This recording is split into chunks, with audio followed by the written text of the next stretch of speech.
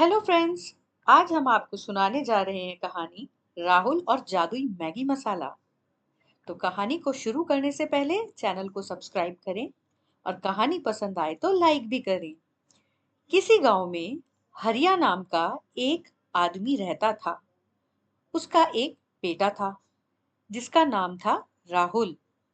राहुल एक बहुत ही आलसी लड़का हुआ करता था और हमेशा सोता ही रहता था। एक दिन दोपहर हो गई और हरिया के जगाने पर भी जब वो नहीं जागा तो हरिया ने उस राहुल के ऊपर पानी डाल दिया, जिससे राहुल को बहुत गुस्सा आया। इस कारण उसके पिता ने उसको घर से निकाल दिया।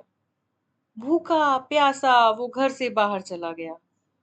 भूख लगने पर वो एक दुकान पर खाना खाने गया, लेकिन उसके पास पैसे ही नहीं थे। तो जो दुकानदार था उसने खाना देने से मना कर दिया। अब वो भूखा प्यासा सड़क के कोने में जाकर बैठ गया। फिर थोड़ी देर बाद काम की तलाश में वो बाजार की तरफ जाने लगा। तभी उसके पास एक बुढ़िया बेहोश होके गिर गई।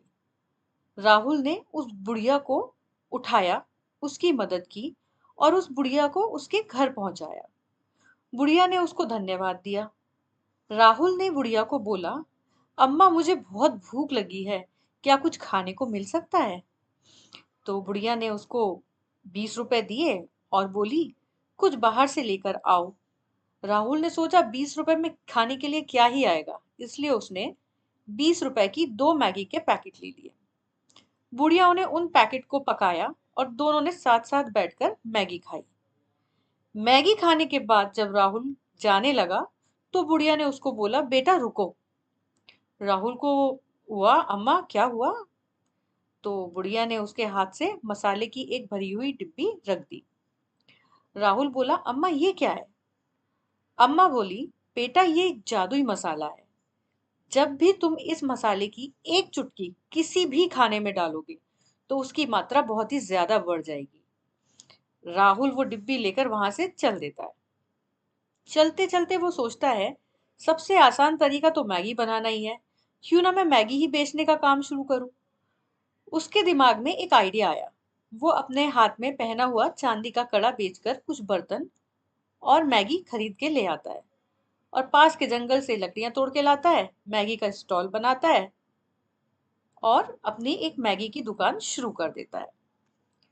एक आदमी उसके पास आता है और मैगी मांगता है। राहुल मैगी बनाने लगता है और अम्मा का दिया हुआ जादुई मसाला उसमें डाल देता है। देखते ही देखते पूरा बर्तन मैगी से भर जाता है।